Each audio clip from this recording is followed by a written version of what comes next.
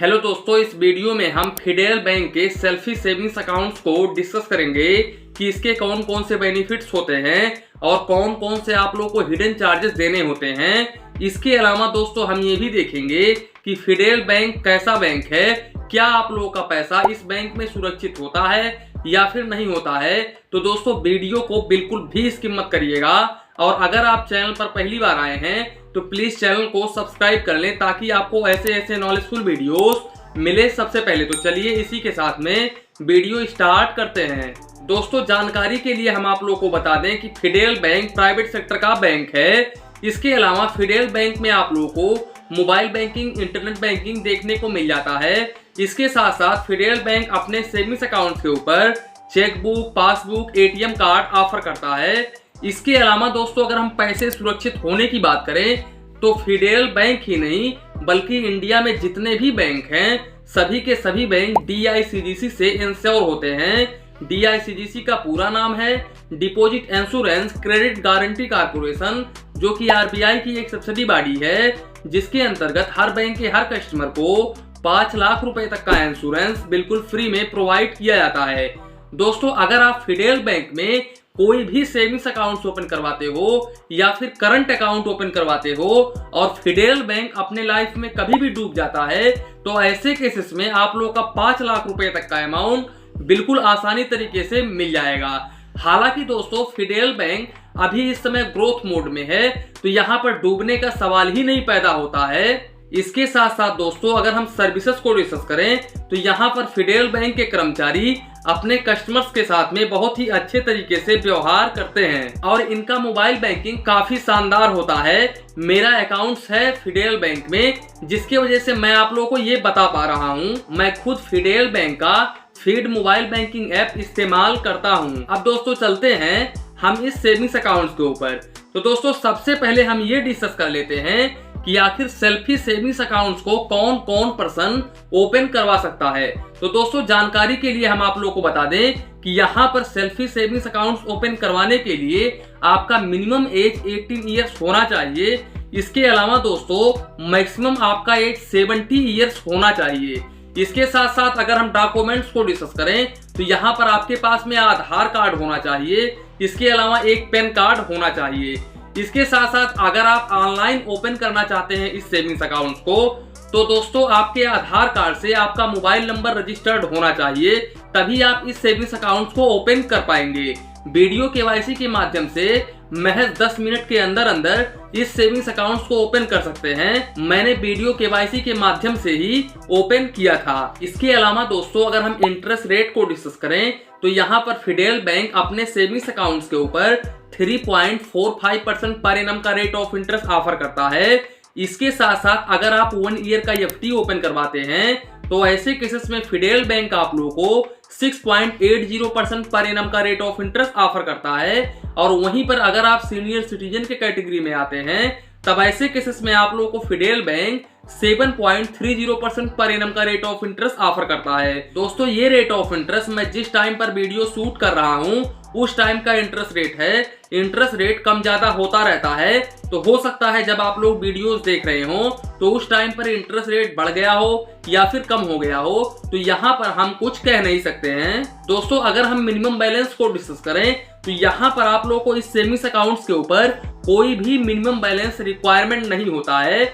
यहाँ पर आप लोगों को कुछ भी बैलेंस मेंटेन करने की जरूरत नहीं है, कोई भी चार्जेस आप लोगों को नहीं देना होता है।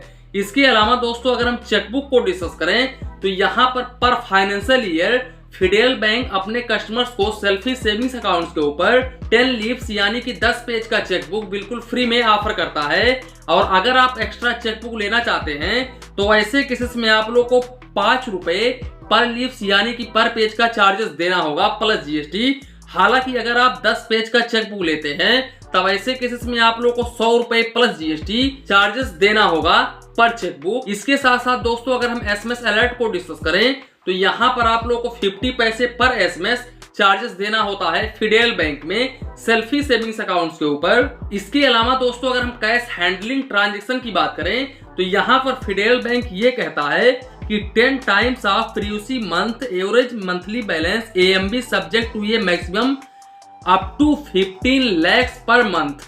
यानी कि ये कह रहा है कि पहले महीने में आपका जितना भी शेष आया है, यानी कि जितना भी आपने बैलेंस मेंटेन किया है, उस बैलेंस का 10 गुना ज्यादा आप कैश डिपॉजिट पर मंथ कर सकते हैं। लेकिन ज्यादा से ज्यादा आप मंथली 15 लाख रुपए तक ही कैश डिपॉजिट कर सकते हैं। अगर आप इसके ऊपर करते हैं तब ऐसे केसेस में आप लोगों को पर 1000 के ऊपर 3 रुपीज 25 पैसे चार्जेस देना होगा और मिनिमम आप लोगों को 50 रुपए और मैक्सिमम आप लोगों को 20,000 रुपए तक चार्जेस देना पड़ सकता है।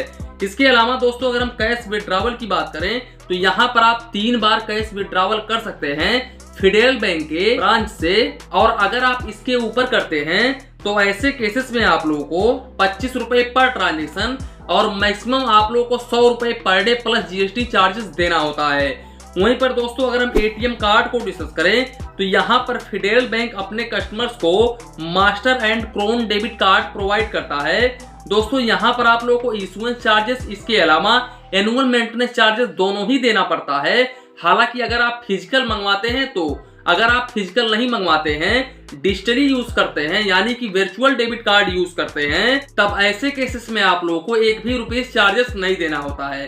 दोस्तों अगर हम डेबिट कार्ड के इशुएंस चार्जेस, इसके अलावा एनुअल मेंटेनेंस चार्जेस की बात करें तो यहाँ पर आप लोगों को 300 रुपए प्लस जीएसटी यानी कि टोटल 354 रुपए चार्जेस देना होता है, जो कि साल में एक बार ऑटोमेटिकली आपके अकाउंट से काट लिया जाता है अगर आप फिजिकल डेबिट कार्ड मंगवाते हो तो। और इशुएंस चार्जेस भी आप लोगों को इतना ही देना होता है। दोस्तों अगर हम काउंट ऑफ ट्रांजैक्शन की बात करें तो आप इस एटीएम कार्ड से इनसाइड केरला यानी कि केरला में 5 बार आप पैसे निकाल सकते हैं मंथली, और आउटसाइड केरला यानी कि केरला के बाहर भी आप 5 बार पैसे निकाल सकते हैं। वहीं पर फेडरल बैंक के एटीएम से आप जितना मर्जी बार चाहें उतने बार पैसे निकालें, यहाँ पर आप लोगों को कोई भी चार्जेस नहीं देना होगा। इसके अलावा दोस्तों अगर आप ये जो मैंने बताया है कि अदर बैंक के एटीएम से यानी कि दूसरे बैंक के एटीएम से 5 बार से अधिक पैसे निकाल लेते हैं, तब ऐसे केसेस में फाइनेंशियल ट्रांजैक्शन अगर आपका है तो पर ट्रांजैक्शन 21 रुपए प्लस जीएसटी चार्जेस देना होगा। वहीं पर अगर आपका ट्रांजैक्शन जो है वो नॉन फाइनेंशियल ट्रांजैक्शन है तब यहाँ पर आप लोगों को 11 रुपए प्लस जीएसटी पर ट्रांजैक्शन चार्जेस देना होगा।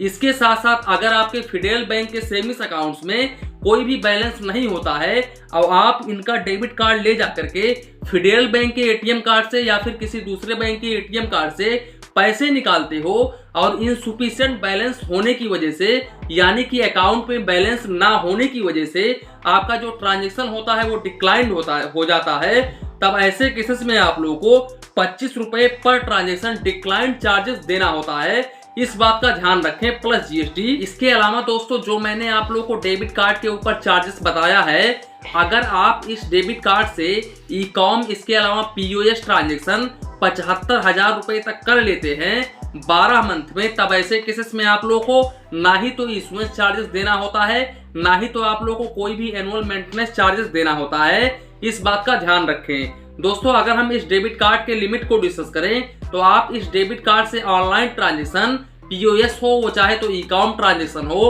आप 2,50,000 रुपए तक कर सकते हैं। इसके अलावा डेली आप 50,000 रुपए निकाल सकते हैं। तो दोस्तों यही था आज का वीडियो। इसी के साथ में वीडियो समाप्त करते हैं। वीडियो पसंद आया हो तो प्लीज वीडियो को एक लाइक करिए और अपने चैनल फाइनेंस बैंक को सब्सक्राइब करिए।